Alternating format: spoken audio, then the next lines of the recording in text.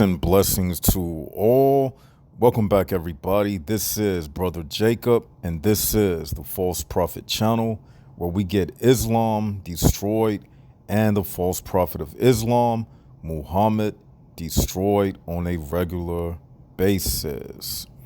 In today's video, we will be once again exposing Islam, and this time we will be exposing the God of Islam, who goes by the name of Allah, but it's really Satan. And the verse we will be exposing tonight is Surah 47, Ayah 35. And we will be proving without a shadow of doubt that Allah is codependent, meaning his power is predicated upon something else, which is necessary for him to be all powerful.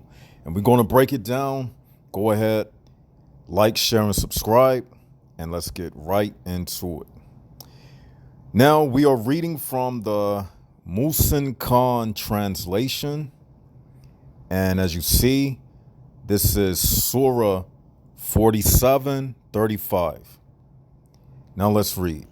About to get you busted up. And it says, "So be not weak, and ask not for peace from the enemies of Islam while you are having the upper hand. Allah is with you and will never decrease the reward of your good deeds." Now, as everybody see, this verse is saying to the Muslims, don't be weak and never ask for peace from the enemies of Islam while you have the upper hand. Meaning, Muslims, when you are in power, you should never try to meet a peace deal with non-Muslims or any enemy of Islam while you have the power.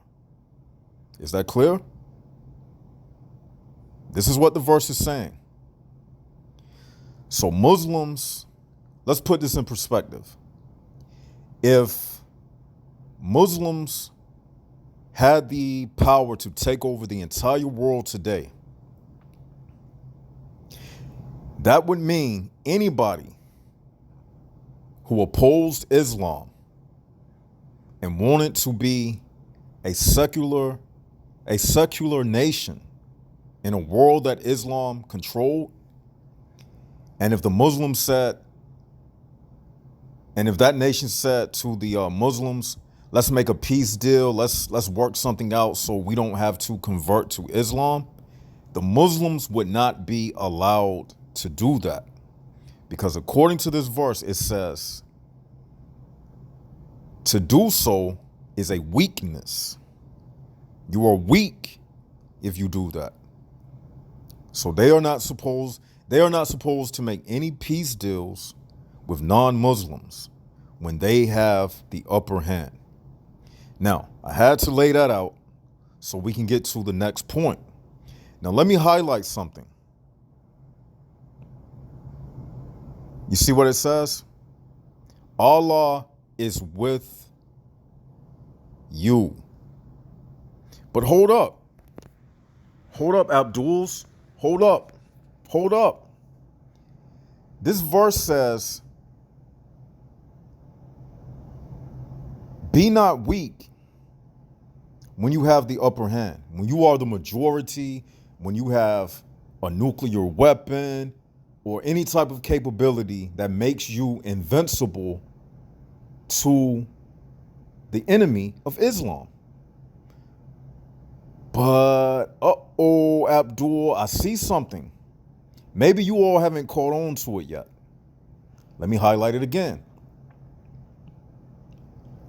Allah is with you, Okay. Don't be weak and ask for peace when you have the upper hand.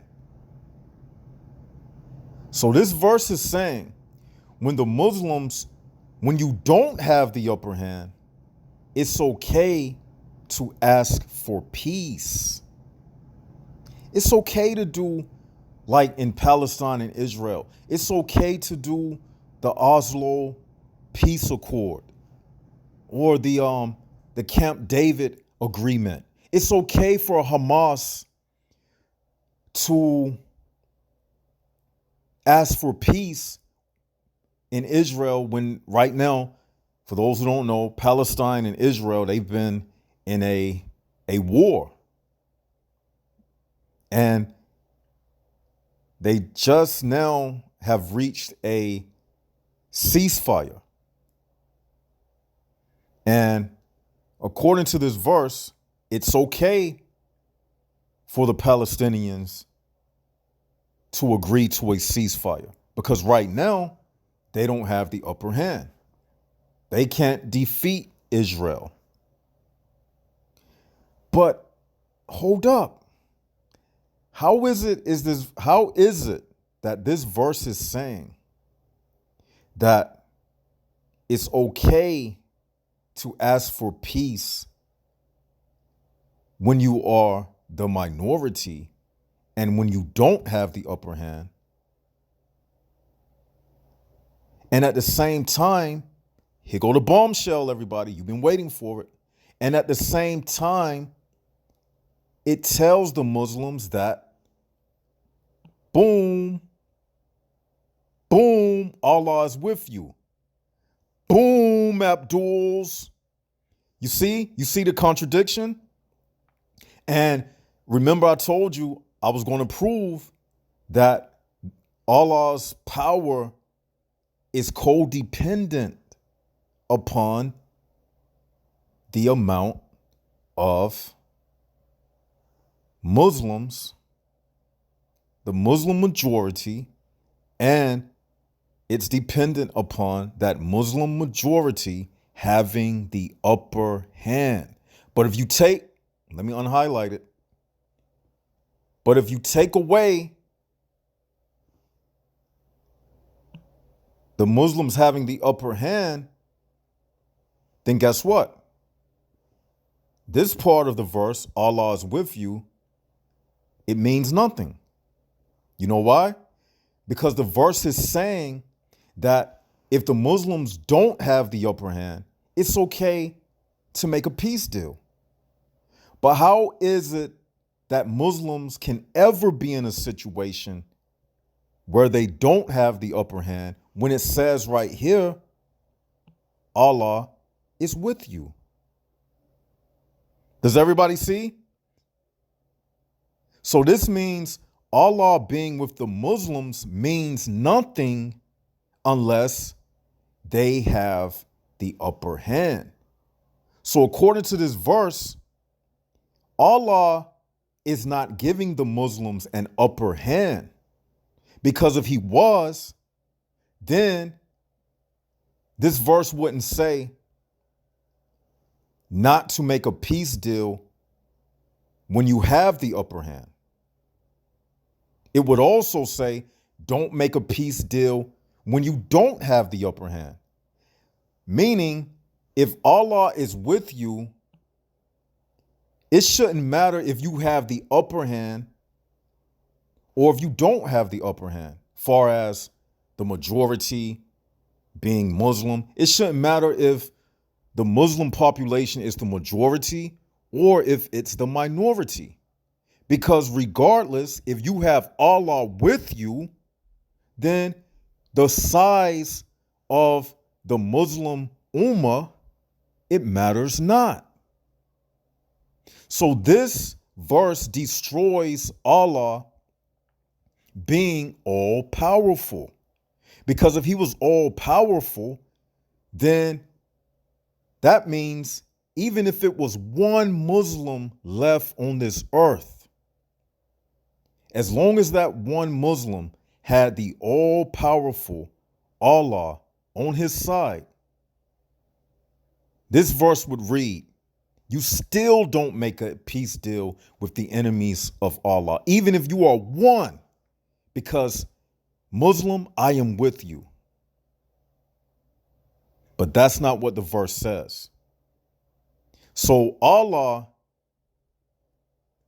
you may as well erase Allah out of this verse because he means nothing when it comes to Muslims having the upper hand. Because even with it saying Allah is with you, Allah is still telling the Muslims, don't make a peace deal if you have the upper hand. But if you have the lower hand, and if you are not superior, it's okay to make a peace deal. But why is it okay then, Allah, if you are with them? It shouldn't make a difference. Does everybody see? So that means Allah is just an excuse for Muslims to be chicken and to be cowards. It's just an excuse. And this is further proof that Muhammad made these verses up to basically give the Muslims some type of morale, to say to them, you know what? We may not be winning right now, but it's okay for us to make a peace deal. But when we have the upper hand, we don't make a peace deal. But for a morale booster, he tells them that Allah is with you, but you can still make a peace deal now because you're the minority, so it's okay to make the peace deal. But if you are the upper, then don't make the peace deal. So as you see, that means Allah's power means nothing. And the Muslims' power is predicated upon how many Muslims exist and how many Muslims have the military capability to be superior. So having Allah is with you in this verse, it means nothing. So let's read it again, and I'm going to end this video, and I want to break it down real sweet and clean before I leave so everybody can understand. Let's read it again. So be not weak and ask not for peace from the enemies of Islam while you are having the upper hand. Allah is with you and will never decrease the reward of your good deeds. But it's okay for Muslims to ask for peace if they don't have the upper hand. But the problem is, how can they ever be in a situation that they don't have the upper hand when the verse says Allah is with you? Does everybody see? So that's a huge contradiction to everything that the Muslims tell us. And this means that Allah's power is codependent upon his creation. Because without his creation being the upper hand, this part right here where it says Allah is with you, it means nothing. So really, this also means the Muslims, they may as well forget about Allah because Allah is telling them he means nothing. How would they ever know if Allah is real if he is telling them never make a peace deal when you have the power? If Allah was real, he should show up for the Muslims when they don't have the upper hand. And then the part where it says Allah is with you, then it would prove that Allah is really God. Does everybody understand what I'm saying? If this verse read, Muslims, let me rewrite the verse for Muhammad. Muhammad, you should have wrote it like this. You scam artist, you should have wrote it like this. So be not weak and ask not for peace from the enemies of Islam neither when you have the upper hand or when you have the lower hand. Because regardless of whether you have the upper hand or the lower hand, Allah is with you and will never decrease the reward of your good deeds. That's how you should have wrote it, Muhammad, you scam artist. That's how you should have wrote it. But you a scam artist, so you didn't write it like how you should have wrote it, because you was just trying to come up with something to give the Muslims an excuse. But I caught you. I got you busted because it says Allah is with you. But the way you wrote the verse, Muhammad, you didn't include how Allah could work for the Muslims if they did not have the upper hand. So we just busted you in the face, Muhammad, and we just busted Satan in the face. Because I am, me, Brother Jacob, I am the filter that Islam must pass through, and it failed the test once again. None of this weak stuff gets past Brother Jacob. So as everybody see, once again, I have exposed this evil, wicked doctrine of Islam. And with that, this is Brother Jacob. Like, share, and subscribe. I want everybody to use this example that I've shown you tonight when you're in debates with Muslims and when they try to tell you that Allah is all powerful. I want you to use this verse to show them that Allah is dependent upon his creation. And without his creation, or Muslims being in the upper hand, the power of Allah is meaningless. And with that, this is Brother Jacob, and this is the False Prophet channel, where we get Islam destroyed and the false prophet of Islam, Muhammad, destroyed on a regular basis. And this is Brother Jacob signing out.